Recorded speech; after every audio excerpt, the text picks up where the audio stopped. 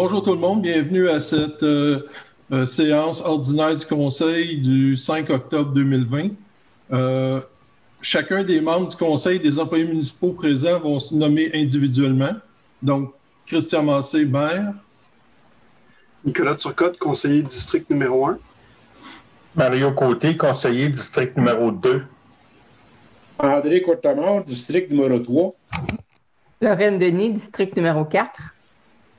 Adrien Stoidler, conseiller du district numéro 5. Simon Deshôtels, conseiller du district numéro 6. Éline Gaudreau, directrice générale. Donc, je constate qu'il y a quorum et la séance est officiellement ouverte.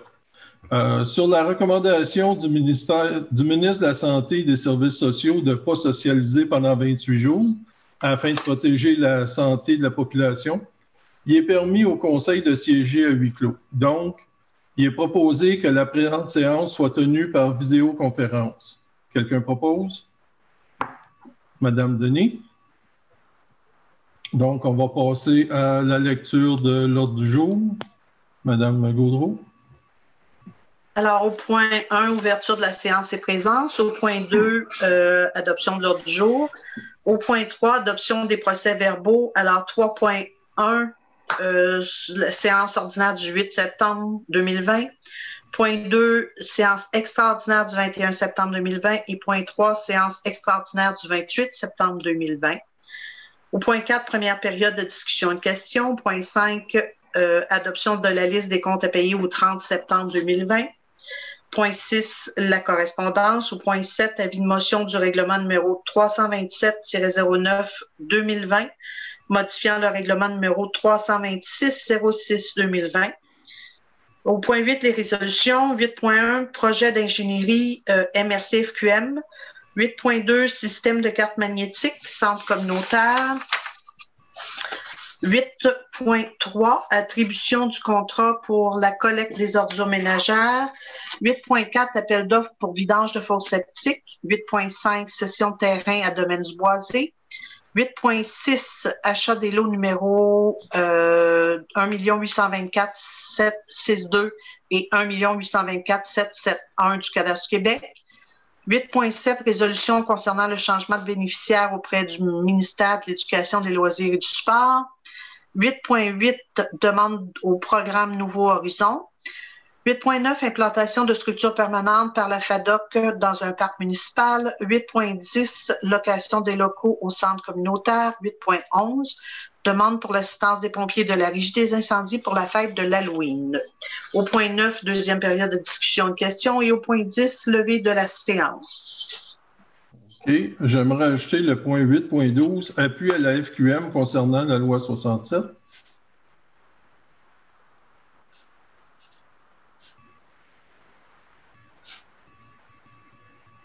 Est-ce que quelqu'un d'autre a des modifications à faire l'autre jour? Non, mais on pourrait laisser ouvert. Est-ce que tu veux tabletter le point 8.5, cession de terrain à domaine du Boisé? Non. Non, parce qu'il y a un terrain qu'il faut qu'on règle là. Et après ça, les autres, on verra jeudi. Ah, c'est...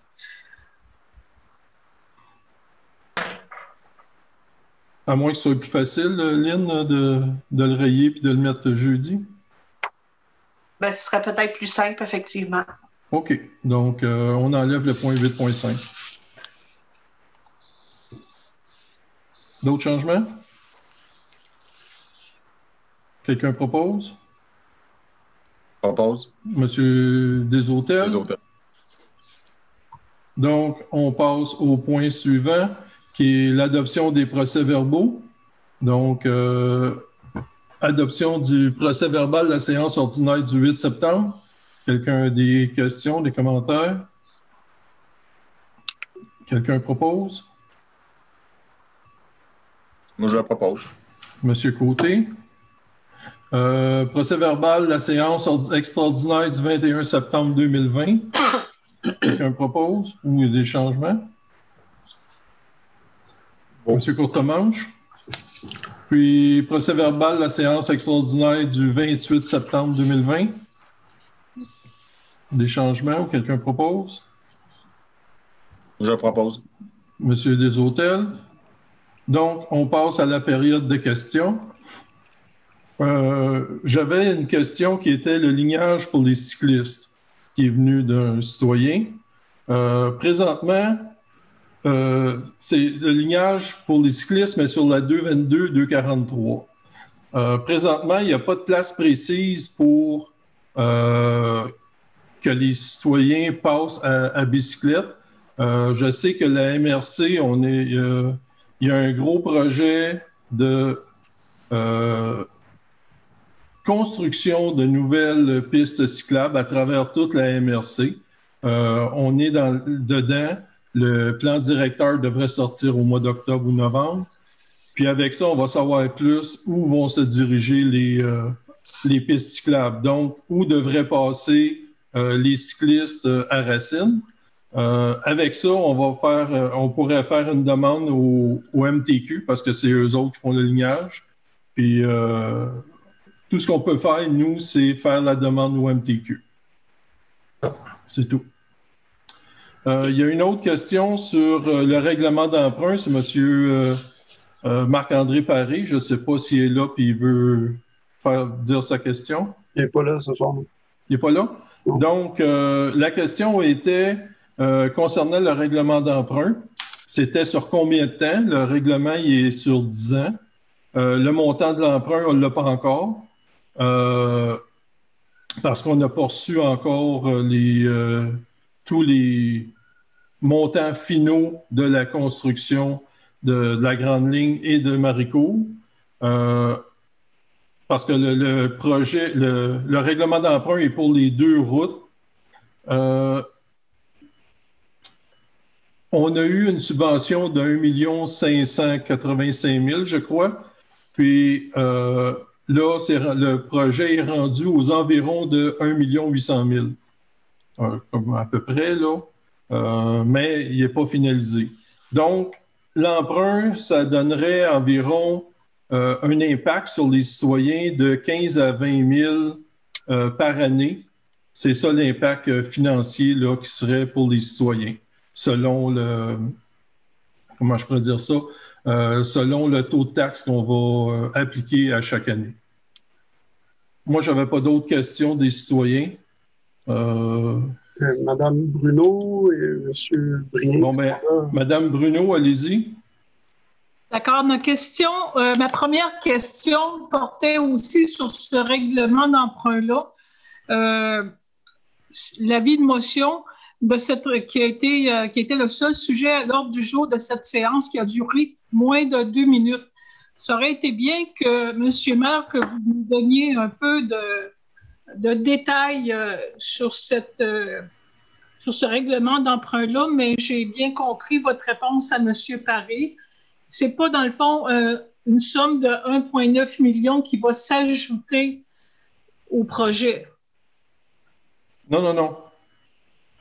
C'est le règlement d'emprunt est pour le montant total, mais la municipalité va avoir à peu près entre 100 et 200 000 $ à payer. Parce qu'on a eu 90 % de subventions. D'accord. Si je peux me permettre, excusez-moi, Christian, aussi un éclaircissement. On a déjà signé un règlement d'emprunt pour cette dépense-là, mais il y a eu un dépassement de coûts, je dirais minime, mais quand même de peut-être 10 % dans le projet. C'était quoi, 100 quelques mille?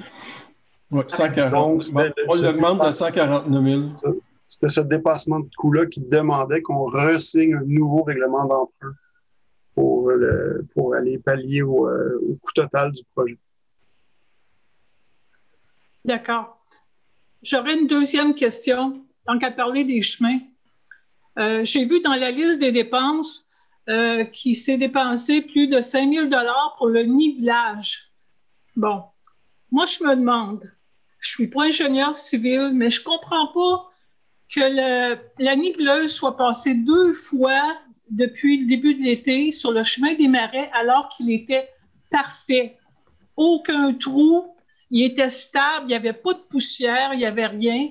Et là, la niveleuse est passée 2 fois et comme un présage, il pleut toujours après que la niveleuse soit passée. Alors, on se retrouve encore à rouler dans le ciment frais. Alors, je me demande, est-ce que quelqu'un vient inspecter l'état des routes avant de demander le passage de la niveleuse? Non, je pense pas, sauf que on le passe partout pour retaper vraiment, s'assurer que tout est correct sur tous les chemins. Puis 5 000 $, c'est pas beaucoup parce que dans notre budget, on avait 30 000 $. C'était ça qui était supposé être dépensé en nivelage, mais ça a super bien été, puis ça va nous coûter que 5 à 6 000 $ cette année. C'est pas la somme, moi, qui m'agace. C'est un peu, je trouve que le passage de la machinerie, alors que le chemin, il était vraiment parfait, je peux vous le dire. Je m'explique mal qu'on vienne brasser ça, là. Il était vraiment bien. Je comprends pas le passage de cette machinerie-là 2 fois à part ça, là. En tout cas, sûrement que c'était dans le cahier de l'ingénieur là, qui recommandait les travaux, en tout cas. Oui. Mais on va en parler à notre inspecteur en voirie. OK, je vais réserver mes autres questions pour l'autre période. OK. Monsieur Brien? Ça prend ton micro.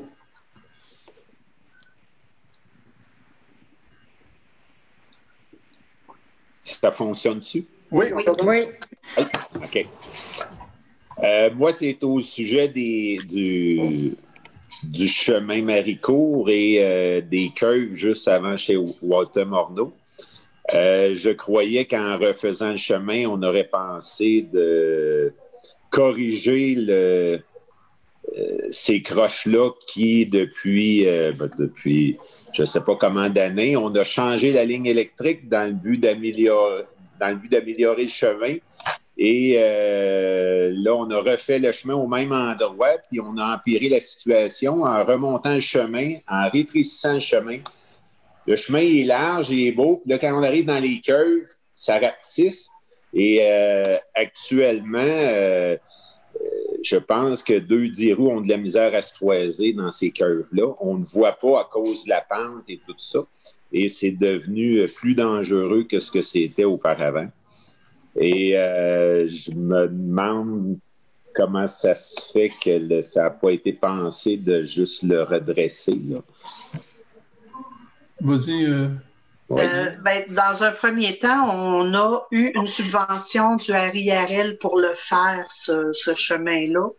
Et on ne peut pas faire ce qu'on veut. On fait un peu ce qu'on peut, mais on ne pouvait pas changer le chemin, changer l'assiette du chemin, puis ça, on ne pouvait pas le redresser ou en tout cas. On a des normes très, très strictes à respecter. Là, c'est le projet d'RIRL qui était à la MRC depuis 2 ou 3 ans. Fait qu'on est obligé de respecter ça. Maintenant, pour la courbe, moi, aussitôt que j'en ai été informée là, de votre visite et tout ça, j'ai communiqué avec l'ingénieur, puis il est passé sur les lieux. Et il a relevé différentes choses qu'il va discuter avec le fournisseur de services. La compagnie. Et à partir de là, de toute façon, on n'a pas encore ils nous ont pas encore donné l'acceptation provisoire du chemin des travaux. Fait que il y a des choses qui vont être corrigées et qui vont être revérifiées avant l'acceptation provisoire des chemins. Actuellement, il n'y a pas tombé beaucoup de pluie, puis ça a déjà commencé à s'éroder le bord du chemin. Fait que là, en réalité, l'assiette, elle se rétrécit encore plus parce qu'il vienne un coup d'eau, mais ça va se miner parce que les pentes des fossés sont extrêmement abruptes et je pense qu'on n'a pas fini d'avoir des problèmes avec en tout cas, j'ai remis le plan là, indiquant exactement l'endroit, puis il a été le marché. Okay. En bon québécois, là, il a été marché le chemin. Mais, tu sais, au départ, tu sais, avec la pente qu'il y a du côté droit quand on s'en va vers Maricourt, tu c'est juste de s'éloigner de cette pente abrupte-là aurait amélioré la situation parce que là, ils ont mis des glissières de sécurité, une partie, mais il y a une autre partie que c'est 30 pieds de profond, le fossé, puis on n'a pas mis. C'est pour ça, comme elle a dit, on ne pouvait pas changer le chemin, mais en même temps, l'ingénieur est au courant, puis il va faire des travaux avant qu'on paye les travaux. Là. Je me demande, tu sais, quand un chemin est dangereux comme ça, pourquoi, en réalité, je demande c'est pas le reste du chemin est tout correct, là, c'est vraiment que cette courbe-là qui aurait dû être corrigée pour améliorer la sécurité des citoyens. Et là, elle a été rempirée. C'est pas... c'est tout. OK, merci. Monsieur Thibault? Oui, bonsoir. C'est un peu dans le même ordre d'idée. D'abord, peut-être certains se demandent pourquoi je vous adresse à ce sujet-là des remarques ou des suggestions. Bon, d'une part, c'est parce que j'utilise assez souvent ce chemin-là et je sais que c'est un coin très dangereux, surtout l'hiver. Puis comme vient de dire Michel, effectivement, ça l'a empiré en rehaussant, ça l'a empiré la dangerosité de quelqu'un qui sortirait sur une chaussée en glacé. L'autre facteur, c'est que j'ai souvent, il y a peut-être des gens qui ne savent pas, mais j'ai été le co-auteur de ce guide pour contrer l'érosion sur les chemins forestiers. De fait, c'est sur les chemins de gravier. Puis ça vaut pour tous les chemins de campagne où il y a du transport lourd. Nous, on a fait ça, ce guide-là, avec les compagnies forestières, puis les associations forestières. Puis c'est dans ce sens-là que je voudrais vous suggérer deux petites choses. J'ai envoyé à M. Turcotte, un des responsables de la voirie, j'ai envoyé deux photos que j'ai prises aujourd'hui. Est-ce que M. Turcotte, est-ce que sont partageables? Celle avec l'auto d'abord, avec mon magnifique véhicule de pauvre, mais fait rien, heureux quand même de l'avoir. Si vous pouvez remarquer tout de suite ce qu'on appelle le devers, c'est-à-dire que dans une courbe, on fait une pente, normalement quand la courbe est sévère, on fait une pente uniquement dans un sens, dans le sens qui va à l'intérieur de la courbe. Alors que dans ce cas-ci, puis j'aimerais ça que l'ingénieur ou l'inspecteur qui va vérifier avec l'ingénieur observe ça comme il faut. Avec un niveau, j'ai calculé qu'il y avait une pente où est l'auto qui va vers l'extérieur, donc le côté dangereux, qui est plus sévère que même les normes les plus basses, c'est-à-dire qui est plus de 5 %. Alors ça, je pense que ça vaudrait la peine vraiment d'être analysé très, très sérieusement. Ça, l'ingénieur est au courant, on l'a avisé de ça. Parfait. Bravo, c'est un point vraiment, vraiment important. Et je pense que la pente de devers vers l'intérieur est peut-être un peu sévère aussi. Tant qu'à jouer, là, j'avais pas de clinomètre avec moi, mais ça vaudrait la peine d'être vérifié parce que effectivement, il y a très peu plu. Et malgré ça, comme a signalé Michel tantôt, il commence déjà à avoir de l'érosion. C'est probablement parce que cette partie-là est en pente un petit peu trop forte. Alors, tant qu'à mettre la niveleuse là-dedans, ça vaudrait la peine d'examiner ça attentivement. Évidemment, la glissière de sécurité devrait se prolonger au moins jusqu'où est l'auto. Et ça, je vous laisse juger. Les experts sont certainement meilleurs que moi, mais il y a un réel, actuellement, il y a vraiment un réel danger. La deuxième photo, c'est un rétrécissement. Je ne sais pas si vous voyez bien, mais il y a vraiment un rétrécissement sévère de l'ordre de 9 pieds entre où est la fiche et l'endroit où est le ponceau. Bon, le ponceau, à l'origine, était déjà beaucoup trop court. Ils l'ont rallongé, mais ils ne l'ont probablement pas assez rallongé. Ce qui fait que c'est un autre point de danger, c'est que quelqu'un qui ne connaît pas le secteur peut être surpris à la sortie de la courbe de s'apercevoir que le chemin est plus étroit. Alors, je le signale de voir si ou on continue la glissière pour être sûr et certain que les personnes voient qu'il y a une réduction de la largeur de la chaussée, ou on refait pour une troisième fois le ponceau, mais ça, c'est une blague. Dernier point, j'aimerais ça proposer au Conseil, parce que je comprends que le RIRL, que veut dire cet organisme, Mme Gaudreau, en passant, RIRL? C'est un programme gouvernemental du ministère des Transports. OK. C'est reconstruction. OK, non, ça va. Reconstruction des infrastructures de routes locales. Parfait. C'est ça. C'est bon. Je me demande vraiment pourquoi, puis peut-être que vous avez déjà le détail, mais pourquoi ce programme-là ne permet pas d'analyser la possibilité de corriger, comme disait Michel, et je sais que c'est une suggestion qui existe depuis plus de 15 ans, de corriger cette courbe-là, parce que quels que soient les travaux qu'on fasse, ça restera toujours une double courbe en S très dangereuse. Alors, parce qu'elle est en pente en plus de ça. Alors, si au moins elle était à l'horizontale, mais elle est en pente. Alors, j'aimerais ça que le Conseil prévoit la possibilité d'une étude de faisabilité, de redressement quels seraient les coûts de redressement pour que dans un futur projet, on ait la donnée en main. Parce que là, ça fait plus de 15 ans que la question est posée, les dangers demeurent. Je pense que, comme dit Michel, il est peut-être même accentué. Alors, ça vaudrait peut-être la peine de vérifier si ce programme-là ne prévoit pas des fonds pour être capable de faire une étude sérieuse. En tout cas, je le suggère.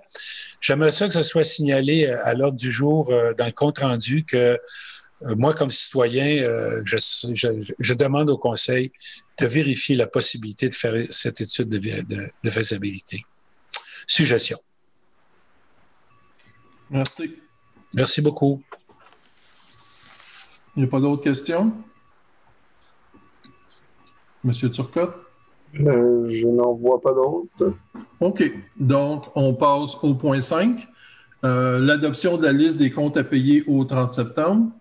Il y en a qui ont des questions? Commentaires? Non. Quelqu'un propose?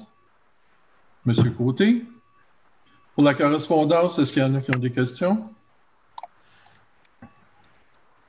Non. Donc, règlement. 7.1, avis de motion concernant le règlement 327-09-2020, règlement d'emprunt pour les travaux de voirie sur les chemins de la Grande Ligne et Maricourt, afin d'augmenter la dépense et l'emprunt pour un montant de 149 647,35. Le règlement d'emprunt avait déjà été accepté il y a quelques temps, puis on a eu un dépassement de coûts. On doit donc refaire une demande pour augmenter la dépense et l'emprunt au ministère avant que les travaux ne soient terminés.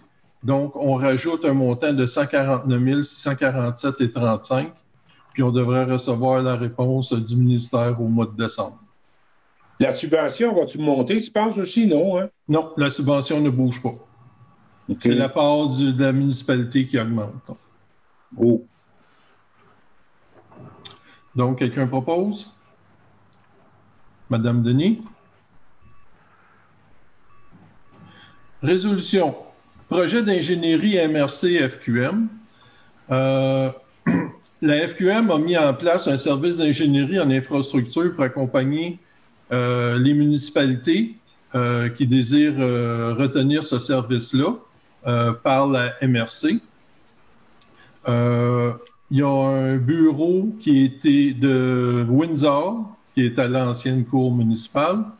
Non, pas à l'ancienne, à la cour municipale, mais il y a un bureau de libre qui est libéré pour la FQM pour qu'ils puissent mettre leur bureau là. Il va y avoir déjà un technicien en ingénierie et éventuellement plus qu'un ou deux autres techniciens ou ingénieurs qui vont se rallier à ça.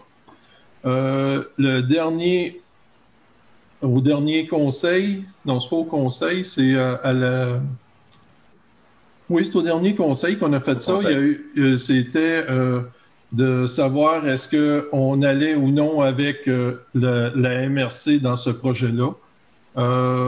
Il y a eu un vote de 3 à 3 pour savoir est-ce qu'on y allait ou on y allait pas, puis c'était pas clair. Donc, j'ai mis mon droit de veto, ce qui fait que ça annule complètement la résolution. Et on la repasse ce soir.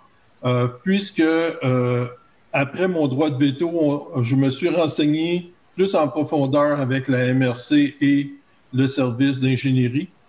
Puis on en a discuté au conseil par la suite, comme quoi que c'était pas vraiment favorable de se joindre à ce groupe-là. Donc, est-ce que quelqu'un propose comme quoi qu'on va informer la MRC de notre intention de ne pas avoir recours à ces services-là? Moi, je mettrais là-dedans, Christian, je mettrais là-dedans pour cette année qu'on n'est pas intéressé. Comme ça, ça ne nous bloquera pas si jamais on en reparle plus tard, on va voir. Là. J'aimerais ça soit mentionné. Là. OK. Est-ce que tout le monde est d'accord? Oui. Problème. Oui, okay. Pas de problème. Donc, adopté par M. Turcotte. Oui. Marc, pour l'année 2021. Oui. Oui, c'est ça, pour 2021, oui. C'est ça. Système de carte magnétique au centre communautaire. Là, le système actuel de clés ne permet pas une efficacité pour l'accès ou le non-accès au centre communautaire, puisque beaucoup de monde ont des clés, beaucoup de monde ont pas des passe-partout, mais le master. Donc, n'importe qui peut rentrer n'importe quand. Ce qu'on va faire installer, c'est un système par la firme Téléalarme Plus qui va installer un système d'ouverture de porte avec des cartes magnétiques. Donc, il est proposé que la municipalité donne le contrat à la firme Téléalarme Plus pour l'installation d'un système de contrôle de porte avec carte pour la somme de 20 654,11, taxes incluses. Quelqu'un propose? J'aimerais demander le vote, M. le maire. Oui. Donc, quels sont ceux qui sont pour qu'on installe le système de cartes? Levez les mains. Donc, il y en a 5 pour, puis ceux qui sont contre? 1 contre. Le maire peut prendre part au vote, donc 1 pour de plus. Donc 6-1. OK. Qui propose? Qui le propose? Madame Denis. Madame Denis, oui. Attribution au contrat de la collecte des ordures ménagères.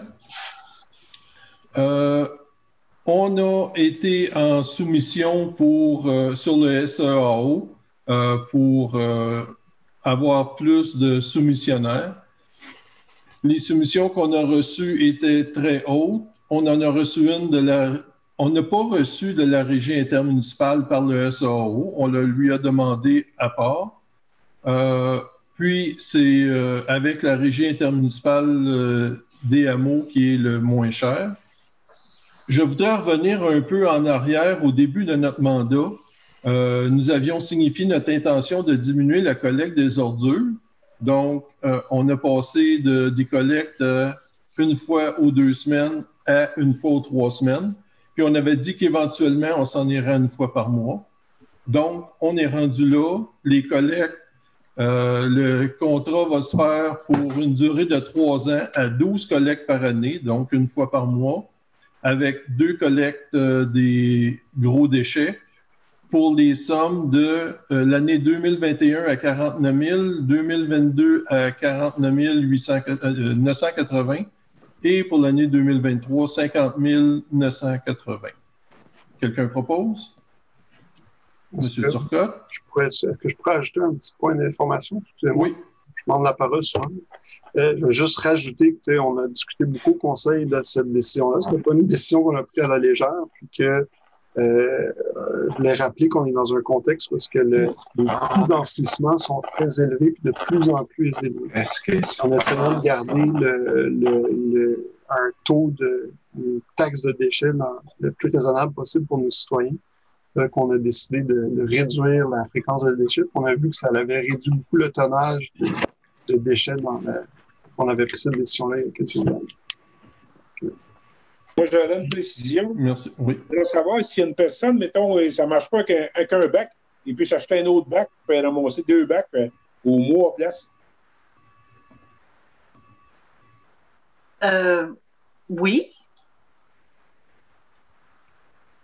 Parce que c'est à la porte, qu'on est chargé. Sauf que s'ils se ramassent, c'est correct, sauf que s'ils se ramassent avec 4 bacs, ils ne seront pas ramassés. C'est un maximum de 2 bacs. C'est bon. Pour une résidence. OK. C'est beau. Merci. Là, présentement, c'est M. Turcotte. 8.4, appel d'offres pour vidange de fosses septiques. Notre contrat vient à échéance à la fin de l'année, cette année. Donc, on retourne en appel d'offres pour une durée de 4 ans, puisque lorsqu'on fait vider nos fosses septiques, la municipalité est faite sur 2 ans. La première année pour les riverains et l'autre année pour le reste de la municipalité. Donc, il est proposé que la municipalité lance un appel d'offres pour la vidange des fosses septiques pour une durée de 4 ans. Quelqu'un propose? Monsieur Turcotte? Dans l'appel d'offres, Christian, là, la fosse septique, quand il la vide, il vide-tu les 2 couverts ou c'est pas obligé? Il vide, mais après ça, il est rempli avec l'eau, juste avec l'eau. Tu n'as pas répondu à ma question. J'ai demandé s'il vide les 2 côtés. Il est rempli, ça c'est correct, là, mais il vide-tu les 2 côtés, solide? Je pense que oui. Mais en tout cas, dans le temps, moi, il vidait les 2 côtés. Oui, il vide les 2 côtés. Pardon? Les places qui ont vidé qu'un couvert. Bon, j'ai des preuves. OK, on va le vérifier, ça.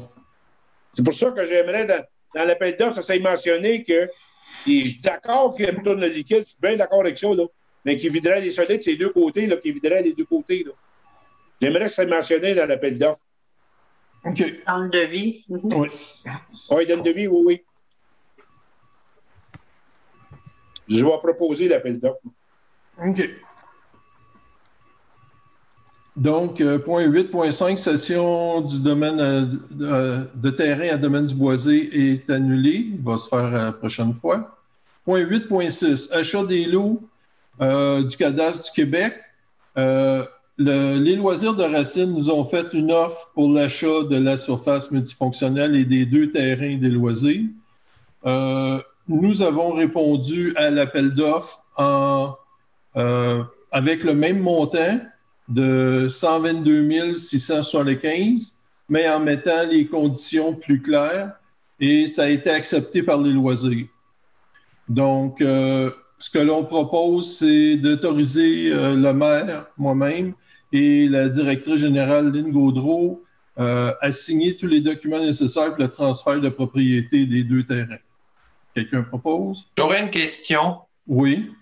Je me pose la question si un organisme sans but lucratif, OSBL, peut se départir de son actif sans tenir une assemblée générale avec ses membres pour leur soumettre la décision.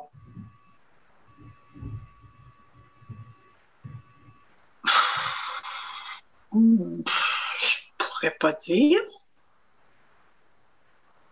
Ça dépend sûrement de le règlement généraux. Adrien, je n'ai pas le règlement généraux, qu'est-ce que ça stipule? Parce que normalement, c'est des choses qu'on fait en assemblée annuelle ou en assemblée générale et on consulte ses membres et on prend un vote. Normalement, ça s'est fait comme ça, je pense. Comme il disait, ça dépend des règlements généraux. Mais Adrien n'a pas tort, mais ça dépend des règlements généraux. Comment c'est écrit, comment l'organisme peut se départir de ses propriétés. Là. Mais il faut s'assurer que c'est fait d'une façon légale. Oui. On va vérifier. Ben, ce sera au niveau du notaire à faire toutes ces démarches-là. Là. Oui. Bon. Quelqu'un propose? Je demande le vote pour ce point-là. OK. Quels sont ceux qui sont pour que l'on passe chez le notaire et que le maire et la DG soient autorisés à signer les documents? Ceux qui sont pour? Dans le fond, je veux juste spécifier qu'on avait déjà fait le vote pour l'achat des terrains et de la surface. Donc, oui. ça l'a déjà été fait il y a une semaine environ. Là. Fait que là, oui. Ce soir, c'était juste pour l'autorisation de votre signature. Là, de ce que je juste, ce soir, c'est juste l'autorisation de signature. Exactement. Es-tu obligé Moi, je me demande, j'ai voté contre le premier truc. Est-ce que je me dois de pas... Tu votes comme tu veux pour ça. Je comprends, mais je demande votre aide pour être logique. Bien, c'est que tu as voté contre l'achat. À cette heure qui est faite, est-ce que tu es pour qu'on continue ou pas? C'est ça le... C'est une suite. C'est pas la même chose. Moi, je suis pour que vous fassiez la volonté de la municipalité. OK. Donc, il y a 6 votes pour. Ceux qui sont contre? Un contre. Juste ma compréhension, puis c'est un bon point, Nicolas. Ce soir, on ne vote pas pour le fait de faire cette action-là. Ce qu'on prend la décision, c'est de déléguer Christian puis Lynn. Si je me trompe, tu me le diras aussi, Adrien. Si on vote contre ça, c'est qu'on ne veut pas que Christian puis Lynn signent. On voudrait que ce soit André puis Simon, mettons. Parce que dans le fond, on fait juste la décision d'acheter est faite. Donc, c'est juste de donner des signataires. C'est ça. C'est ça, hein? Oui. OK, c'est ma compréhension. L'autre fois, on a décidé si on veut leur soumettre une offre, et c'est de leur faire un chèque. C'est ça. Ben, c'est de donner les personnes qui ont le droit de faire le chèque. OK. Bon. Ben, c'est parce que ça a été accepté par les loisirs, ça a été signé. Donc, c'est de passer chez le notaire. Là, c'est sûr là-dessus qu'on n'aurait plus de dette. On n'aura pas de dette avec la Caisse populaire et tout ça, là. Non, nous autres, les terrains, on les prend libre et quitte de toute dette et charge. OK, c'est ça que je voudrais peut-être watcher ça dans l'offre, en réalité, dans la signature-là. Oui. Puis, juste signaler que le montant de 122 675 va être pris à même le surplus libre. Le point 8.7, résolution concernant le changement de bénéficiaire auprès du MELS. Donc, c'est une résolution pour dire que la municipalité est prête à acquérir les terrains et que le ministère procède au transfert du bénéficiaire. Donc, c'est nous qui va être en charge de la surface et des terrains vis-à-vis du ministère pour la subvention. Puis les loisirs doivent faire la même chose de leur côté, comme quoi ils sont prêts à céder. Qui propose? Madame Denis? Demande au programme Nouveaux Horizons. La FADOC a demandé un programme. Il veut demander un programme Nouveaux Horizons pour les aînés afin d'installer. Non, c'est le suivant, ça. C'est que la municipalité voudrait faire une demande à programme Nouveaux Horizons pour les aînés. Ce qu'il voudrait faire, c'est demander du financement pour un projet de lignage pour la surface de la surface multifonctionnelle, qui inclurait le lignage pour le pickleball, donc pour les aînés. Puis, il voudrait faire aussi un projet de sentier pédestre, comme on avait parlé il y a 1 an ou 2, à travers tout le parc récréatif, à partir de la Brunante, s'en aller jusqu'au Locavard, pour l'instant. Donc, c'est une demande qu'on fait là, aux Nouveaux Horizons. Quelqu'un propose? Monsieur Turcotte? L'implantation de structures permanentes par la FADOC, c'est, dans le fond, la FADOC veut faire une demande À Nouveaux Horizons aussi, la même chose. Pour l'installation de 2 tables permanentes, des tables à pique-nique qui seraient installées dans le parc Ferland. Ce sont des tables sans résine de synthèse, André, ou c'est en ciment? C'est des matières recyclées qui appellent ça. Okay. Donc, ça serait vraiment pour aider les... ils seraient, excusez le terme anglais, boltés à même le sol afin que ça ne soit pas déplaçable. Ils vont avoir des bases de ciment. Avec des bases de ciment, puis ça va permettre aussi aux aînés de pouvoir embarquer sur les tables sans avoir des barres entre les jambes pour passer. Donc, ça va aider beaucoup. Que je m'abstienne, moi? Ou est-ce que je m'abstienne vu que je suis dans le CA? Non, parce que tu ne reçois aucun bénéfice de ça. C'est bon. C'est ça, c'est vrai. OK. Donc, le Conseil autorise l'installation permanente de ces tables de pique-nique-là qui seront installées par la FADOC et qu'on leur donne un bail comme quoi ils peuvent se servir du terrain. Quelqu'un propose? Il faudrait s'assurer qu'il reste la place pour l'agrandissement du centre et d'un parc 0,5 ans. Oui. Moi aussi, j'ai une inquiétude. Bon, on avait discuté un peu, mais j'ai une inquiétude sur... Parce que vu que c'est des bases de béton, ça prend un certain espace. Il y a déjà les jeux d'exercice qui ont été installés l'année passée ou il y a 2 ans. Je trouve que le parc est restreint, puis je serais comme sensible, comme Adrien dit, à l'emplacement de ces tables-là. Fait que je suis comme un petit peu hésitant à donner la permission comme ça, ne sachant pas où est-ce qu'elles sont situées. Je pense qu'on avait parlé, Nicolas, comme quoi la municipalité aurait un droit de regard sur pourquoi justement que ça l'empiète sur le peut-être projet de gymnase ou de l'agrandissement du centre communautaire. Ouais. C'est ce qu'on avait dit, que la municipalité aurait un droit de regard pour l'emplacement des bases pour pas que ça nuise peut-être aux différents projets qu'on aurait dans le futur. Ce que je comprends bien, c'est qu'on fait une résolution pour leur permettre d'aller chercher la subvention. Mais il faudrait donc rajouter quelque chose, un texte dans la résolution qu'il faudrait que l'emplacement repasse au conseil. Je ne veux pas ajouter de la bureaucratie. Il faudrait que la FADOC nous fasse un plan d'implantation, c'est tout. Oui. Non, c'est pas ça l'idée. L'idée que nous autres, pour la subvention, il faut avoir comme quoi que la municipalité est d'accord à ce qu'ils nous louent comme un plan de location pour mettre nos tables. Là. On n'a pas beaucoup de déterminer, qu'ils nous déterminent la municipalité qui dise, mettons, qu'ils sont d'accord à faire une location d'un bail de 5 ans pour mettre nos tables sur le terrain. C'est ça qui est le principal. Là. Oui. Ça, la résolution est faite. Ce qu'il voudrait qu'on rajoute, c'est dire que avant de les installer, la FADOC doit demander à la municipalité où est-ce qu'ils veulent les installer puis si c'est correct. OK, ça, j'ai pas de problème, ça. Là. Il faudrait modifier donc la résolution en ajoutant ça. Je serais d'accord. Exactement, c'est correct. OK. Quelqu'un propose? Monsieur Côté. Location des locaux au centre communautaire. Là, avec tout ce qui se passe avec la pandémie, le centre communautaire, on ne veut pas le refermer tout de suite, même si on est rendu en zone orange. Là, ce qu'on fait, c'est que les locations de salles sont en priorité à l'école, les 2 salles en haut et en bas.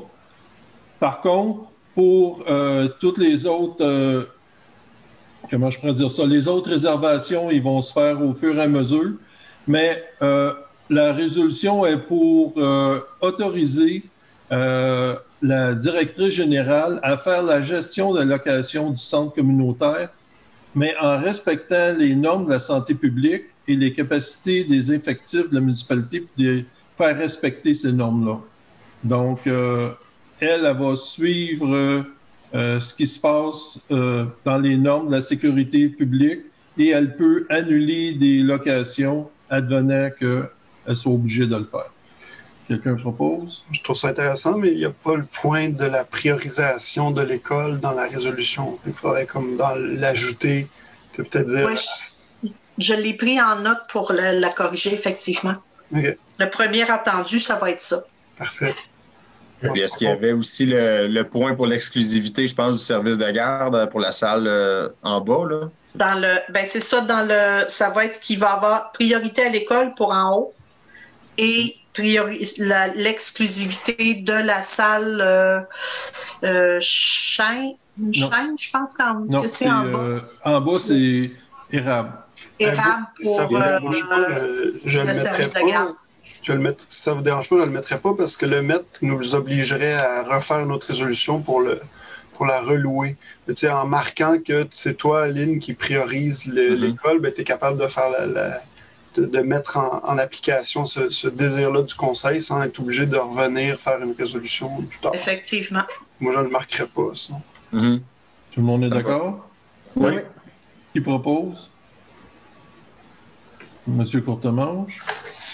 Demande de l'assistance des pompiers à la régie des incendies pour la fête de l'Halloween. Donc, comme à chaque année, il y a la fête de l'Halloween et on demande toujours à la régie des incendies leur participation pour la sécurité des enfants et de leurs parents. Cette année, dû à la pandémie, on ne sait pas s'il va y avoir une fête de l'Halloween où les enfants vont passer de porte à porte. Mais on va faire la demande quand même à la régie des incendies. Puis, on verra à la fin s'il y en a. S'il n'y en a pas, ils vont repartir, c'est tout. Là. Quelqu'un propose? Monsieur Turcotte. Appui à la FQM concernant la loi 67. Je ne sais pas si vous l'avez toutes vu, que la FQM nous a envoyé un courriel. Comme quoi le gouvernement veut retirer des pouvoirs de zonage aux municipalités. Donc, dans leur projet de loi 67, il y a un article qui propose de retirer aux municipalités le pouvoir d'interdire des locations de type Airbnb pour les résidences principales sur leur territoire. Ça, c'est un pouvoir qui est essentiel pour gérer les problèmes découlant des types de locations qu'on a dans nos communautés. Donc, la FQM nous a exprimé son profond désaccord avec ça, puis il demande, dans le fond, à chacune des municipalités s'ils veulent les appuyer pour qu'ils puissent aller au-devant là, avec le gouvernement pour modifier cet article-là, pour redonner, dans le fond, le pouvoir en matière de zonage à chacune des municipalités.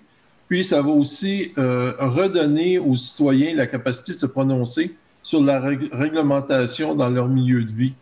Parce que ça, c'est vraiment une atteinte dans la vie démocratique locale de nos communautés.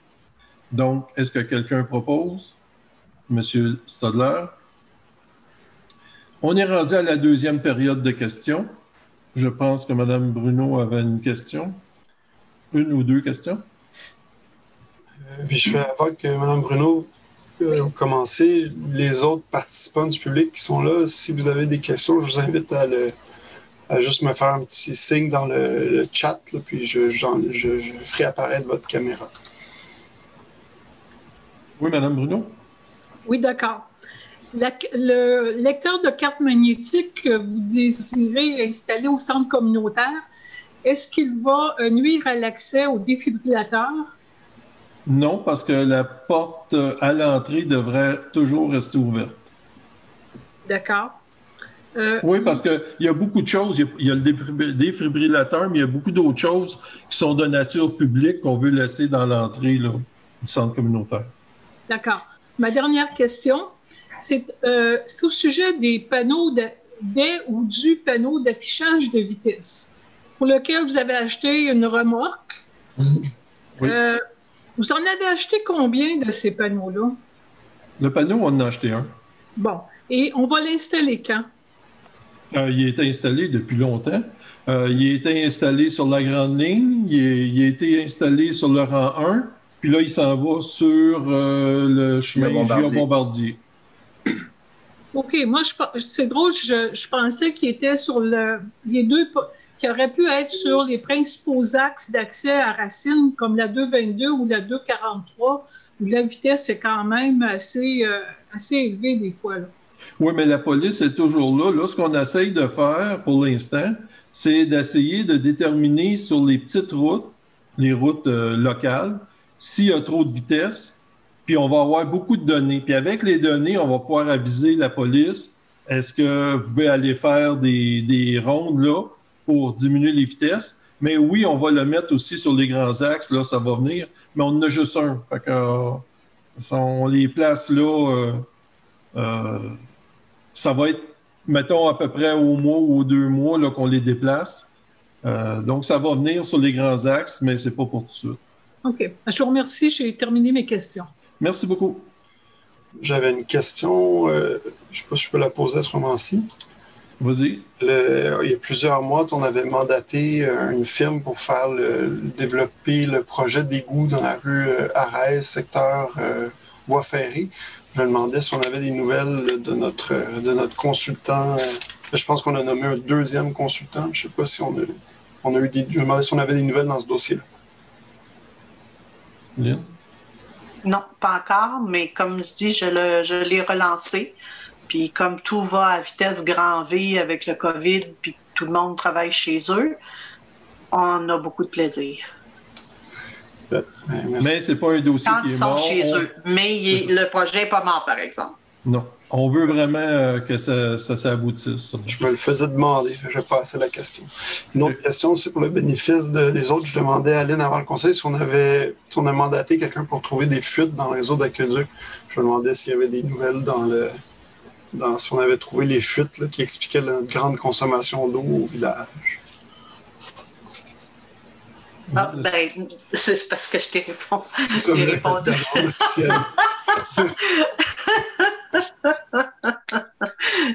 Bon, le monsieur qui fait ça est en grande demande. Quand je l'ai appelé, il était dans la région d'Asbestos. Puis là, il est vraiment parti dans une autre région. On est sur la liste qui reviennent dans le coin. Mais il se promène à grandeur, en tout cas, il se promène à grandeur du Québec. Là, fait que c'est vraiment celui qui m'a été chaudement recommandé par M. Bullier là, de Valcourt. Fait que je suis dans la liste pour qu'il vienne nous voir. Super. Merci. J'avais une question ou un éclaircissement sur la fermeture de la route 222 là, qui s'en vient du 13 au 19 octobre, dans le fond, au chemin du barrage là, à Saint-Denis. Oui. Dans ce qu'on a reçu sur le Facebook, ça disait que la circulation, même en fermeture totale, là, disons du 13 au 19 octobre, il y avait quand même la circulation locale qui était acceptée entre le chemin du barrage et la 243. Ça veut-tu dire est-ce que ça veut dire que les gens autour du lac Brompton ou qui restent au lac Miller vont pouvoir passer entre le 13 et le 19? Ou c'est fermeture complète? Ben, jusqu'à la 243, ça me surprendrait, là, parce qu'ils veulent faire passer tous les gens par la 243 pour aller faire le détour. Donc, ça me surprendrait que ce soit tous les gens de Racine. Là. Ça me surprendrait beaucoup. Mais les gens du lac Miller vont pouvoir prendre la 222 pour aller chez eux. Là. Non. Si on va aller au lac Miller, si on va aller à Sherbrooke, il faut aller prendre la 243. Non, je suis d'accord. Puis aller jusqu'à Richemont ou à Bon-Secours. Oui, mais si tu arrives de Valcourt, tu vas aller chez vous, tu vas prendre la 222, tu vas t'en aller chez vous. Oui, c'est au chemin du barrage qu'il y a un problème. Là. C'est au chemin du barrage que ça passe pas. Oui. En venant de Sherbrooke, ils ne pourront pas. Non, c'est ça. En venant de Valcourt, oui. Oui. OK. Donc, ça veut dire que les gens, disons, autour du lac Brompton vont pouvoir quand même circuler pendant la fermeture complète. Ça, d'après moi, non, mais c'est le MTQ qui peut répondre à ça. OK. Je vais peut-être investiguer. Je ne sais pas si c'est juste moi qui comprends mal la terminologie là, des fermetures, là, mais en tout cas, c'est... Moi, si je peux aller mon ça, sinon, ce que j'avais compris du texte, là, c'est disait que durant la fermeture complète, seule la circulation locale sera autorisée sur la route 222 entre le pont et le village de Racine. Ça veut dire que c'est juste les gens qui ont affaire. Ils vont fermer la route au dépanneur. Et il va quelqu'un qui va dire est-ce que tu as affaire à aller là, oui ou non. Puis si tu veux aller au lac Miller chez vous, oui. Si tu veux aller au camping, oui. Mais... Et si tu es au camping, tu vas aller à Sherbrooke, mais ça revient. Tu n'as pas le choix. Tu vas avoir un trou dans la route. Bon, un trou dans la route, c'est ça. C'est ça. Simon a été éberlué par notre réponse. Il est gelé, hein? Oui. J'aurais une petite question. Ah! Oups! Michel. OK. Merci, Michel. Vous avez l'air plus ou moins d'accord. Oh, l'animateur. OK. Ah.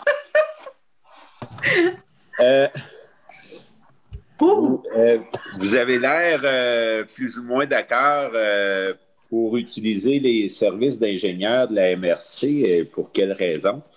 Parce que dans le passé, j'ai toujours trouvé que les factures d'ingénieurs et le suivi des travaux, souvent, étaient plus ou moins, en tout cas, les factures étaient très, très grosses pour le suivi qui était fait.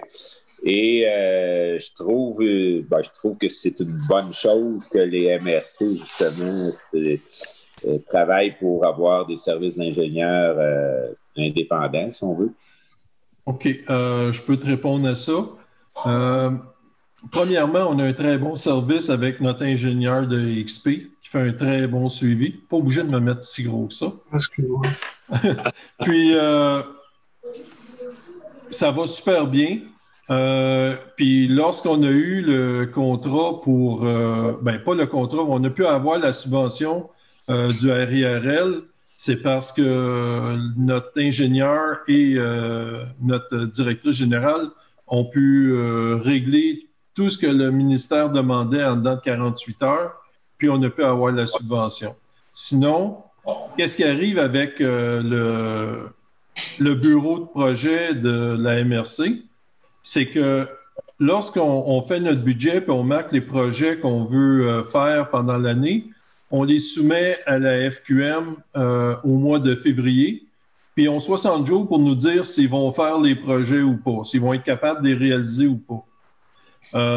Mais s'ils arrivent au mois d'avril et nous disent on ne peut pas les faire, il faut qu'on se revire de bord, prendre un autre ingénieur, puis là, on arrive à l'été qui est trop tard pour faire nos demandes de subvention. En plus de ça, on est obligé de voir un 15 heures minimum pour les projets qu'on veut faire.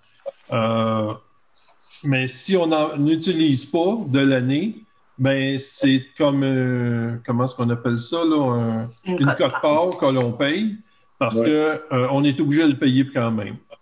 L'autre chose, c'est qu'ils ont une exclusivité. On ne peut pas aller ailleurs qu'avec eux autres pour des projets, même si on ne sait pas s'ils vont les faire pour l'année. Donc, on est comme pris à la gorge avec ça. C'est une clause qui ne nous intéresse pas du tout parce que ils ont tant de jours pour nous répondre, mais on est obligé de passer par eux autres avant d'aller ailleurs. Puis, ils peuvent nous dire, c'est correct, on va le faire, mais avec un sous-traitant. Et si le sous-traitant ne nous intéresse pas, on est obligé pareil parce qu'on a l'exclusivité avec la FQM. Donc, c'est toutes des petites choses comme ça qui fait que, comme André disait, on va refuser pour la première année. On va regarder qu'est-ce qui va se faire avec les autres municipalités parce que nous autres, on est très bien desservis pour l'instant. Puis, on verra l'année prochaine là, si on veut embarquer ou pas. Là. Non.